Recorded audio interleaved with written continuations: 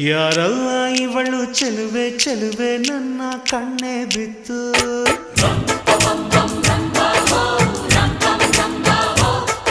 ಇವಳಂದಕ್ಕೆ ಸಾಟಿ ಎಲ್ಲೂ ಇಲ್ಲ ಕಣ್ಣೆ ಸ್ವಾತಿ ಮುತ್ತು.